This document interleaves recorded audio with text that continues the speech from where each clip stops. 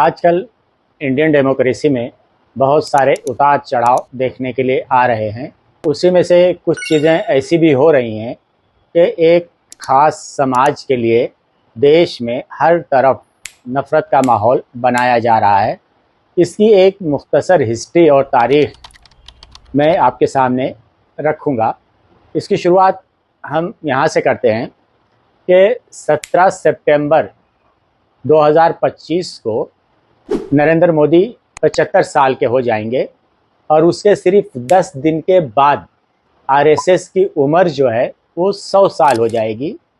RSS किस आफत बला मुसीबत का नाम है, इसके बारे में जानना हर हिंदुस्तानी को ज़रूरी है। दिसंबर 1947 को आज़ादी के बाद आरएसएस ने दिल्ली में एक बहुत बड़ी रैली निकाली थी, जिसमें फ़िरका परस्त और बनिया ताजिर ग्रुप उसके अंदर शामिल हुआ था और उसका ज़बरदस्त वो लोगों ने अपनी ताकत का मुजाहरा किया। ये उस वक्त की हुकूमत के लिए एक बहुत बड़ा अलर्ट था और उनकी जो फ़िरका परस्ती की शुरुआत हुई थी दिसंबर 1947 को, उसके एक महीने के बाद ही उसका रिज़ल्ट हमारे सामने क्या आता है।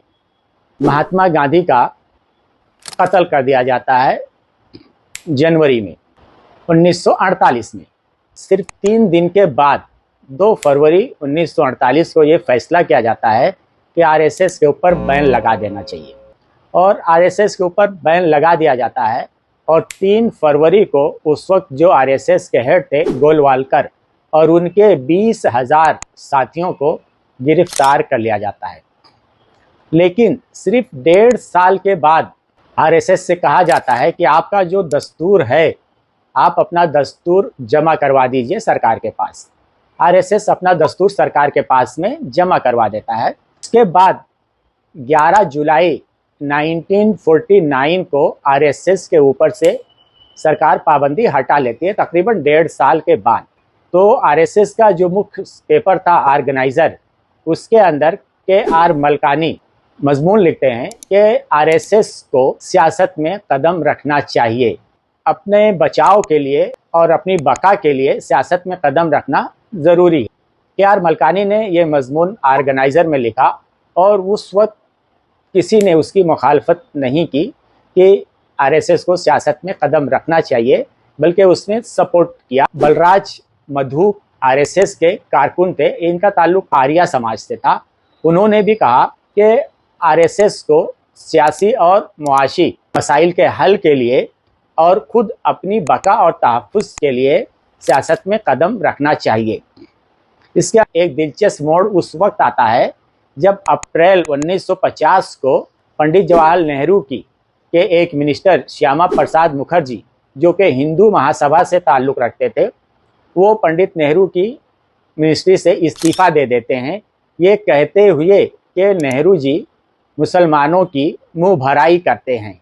आप सोचिए कि श्यामा प्रसाद मुखर्जी ने 1950 में जो इल्ज़ाम लगाया था नेहरू के ऊपर, उनके जो चेले हैं, शागिर्द हैं, आज तक वही इल्ज़ाम अपोजिशन सरकारों पर लगा रहे हैं कि अपोजिशन की सरकारें जहाँ भी हैं वो मुसलमानों की मुँह भराई कर रहे हैं। तो उनके गुरु ने जो एक मंत्र दिया था मुसलमानों की मुँह भराई का, एक इल्ज़ाम जो लगाया था कि जो चेले हैं ये अपोजिशन सरकारों पे लगाते आए हैं। और दूसरा मोड़ वो आया जब दिसंबर 1950 में सरदार पटेल का इंतकाल हो जाता है।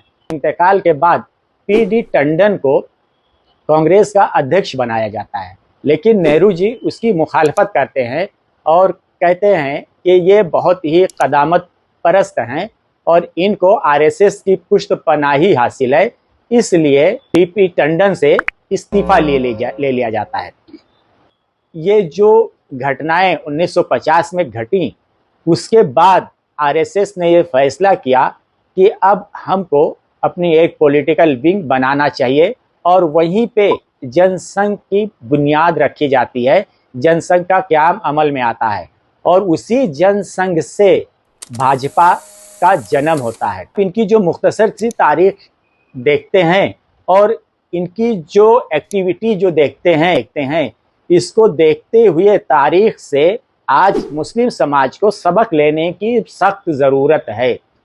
इसलिए कि आरएसएस के ऊपर जब गवर्नमेंट ने बैन लगाया, पाबंदी लगाई, उसी वक्त लोग थे ये फैसला किया कि हमको पॉलिटिकल पार्टी अपनी एक होना चाहिए जो कि सियासी तौर पे हमको मजबूती दे। और पॉलिटिकल पार्टी होना इसलिए भी ज़रूरी है कि आपकी जो पॉलिटिकल पार्टी है, एमपी वही होते हैं, राज्यसभा में वही जाते हैं, और आपके कानून लोकसभा और राज्यसभा से ही होकर पास होते हैं। तो कानून साज जो पार्लियामेंट है या असेंबली है, वहाँ पे आपके लोगों का होना ज़रूरी। आज आप बहुत सारे धरने देते हो, नामुझसे रिसालत पे अच्छी खासी अपनी ताकत का मुजाहरा करते हो। आप अपनी सियासी ताकत को पहचानो। आज हिंदुस्तान में आप एक बहुत बड़ी सियासी ताकत हो, और एक लोकतांत्रिक देश में, जमहूरी मुल्क में वोट की जो ताकत होती है बहुत बड़ी ताकत होती है। कहते हैं कि आप 20% हो, कोई कहता है 25% हो, लेकिन आप 20% हो या 25% हो, इससे कोई मतलब नहीं है। आपको जो एक अहम बात की तरफ इशारा मैं कर रहा हूँ या बताना चाहता हूँ, वो ये है कि 92 सीट एमपी की, लोकसभा की, पूरे हिंदुस्तान में ऐसी है जहाँ पे आपका वोट फैसला कुन है। अगर 92 सीट पर आप फोकस करते हो और 92 एमपी लोकसभा में चुनकर आप अपने फैसला कुन वोट से भेजते हो, कोई भी सरकार अगर आती है और वो आपके खिलाफ कोई बिल लाना चाहे, कोई कानून पास करना चाहे, तो बगैर आपके जो एमपी हैं 92 अगर आप चुन के भेज देते हो, तो उनकी एक बहुत बड़ी ताकत होगी, उनकी एक बहुत बड़ी आवाज़ होगी। ये आपको समझने की ज़रूरत है। लोकसभा की जो टोटल सीट है उसका 17% होते हैं। तो अगर 17% एमपी अगर आपके पास में हैं, तो बगैर उनकी सहमति के कोई भी कानून पार्लियामेंट में पास करना सरकार के लिए बहुत मुश्किल होगा। इसलिए आज जितनी हिंदुस्तान में जो भी ऑर्गेनाइजेशंस हैं, जितने भी तालीमी इदारे हैं, जितने भी मसाजिद के ज़िम्मेदार हैं, जो दरगाहों के ज़िम्मेदार हैं, जो ट्रस्टी हैं, आज सबको अपने जो छोटे छोटे मफाद हैं उनको कुर्बान करके एक बड़ी लड़ाई आपको इस देश में लड़ने के लिए तैयार होना चाहिए कि हमको अपनी जो पॉलिटिकल पावर है वो हासिल करना चाहिए। और जब तक आपके पास में पॉलिटिकल पावर नहीं है, आप फुटबॉल की तरह, फुटबॉल के मैदान में जैसे फुटबॉल को किक मारा जाता है, एक इधर से मारा, दूसरा उधर से मारा, तो आपकी हैसियत एक फुटबॉल की ही हो जाएगी। इस देश में फुटबॉल से ज़्यादा आपकी हैसियत नहीं रहेगी। अगर आपको बाइज्जत ज़िंदगी इस देश में गुजारना है, तो आपको अपनी जो पॉलिटिकल ताकत है, पावर है, उसको मनवाना है जमहूरी तरीके से, लोकतांत्रिक तरीके से। एक डेमोक्रेसी देश है, तो डेमोक्रेसी के अंदर रहते हुए देश का कानून, देश का संविधान जो आपको पावर देता है, इजाज़त देता है, उस दायरे में रहकर आप अपनी ताकत, अपनी अज़मत मनवा सकते हो। अगर आप लोग वक्त रहते हुए नहीं बेदार हुए, तो आने वाला जो वक्त है इससे भी बुरा होगा।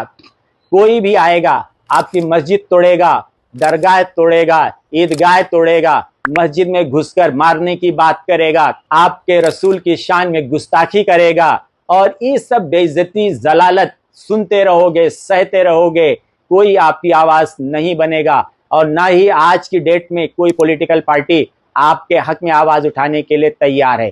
इसलिए आपको अपने समाज की अगर रक्षा करना है, हिफाजत करना है और इज्जत की ज़िंदगी जीना है, तो आप अपनी सियासी ताकत को मजबूत कीजिए और आप अपनी सियासी क़यादत पैदा कीजिए। जब तक आपकी कोई सियासी क़यादत नहीं होगी, जब तक आपके लोकसभा में एमपी नहीं होंगे, असेंबली में एमएलए नहीं होंगे, जहां आपकी जितनी ताकत है, जहां पे आपके फैसला कुन वोट हैं, वहां पे एकजुट होके आप अपने लोगों को पार्लियामेंट में, असेंबली में भेजो। वही आपकी ताकत होंगे, वही आपकी आवाज़ बनेंगे।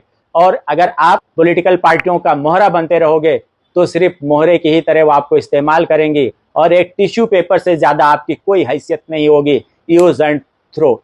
आखिर में मैं सिर्फ इतना ही कहूँगा, न समझोगे तो मिट जाओगे ऐ हिंदी मुसलमानों, तुम्हारी दास्तां तक भी ना होगी दास्तानों में। बहुत बहुत शुक्रिया।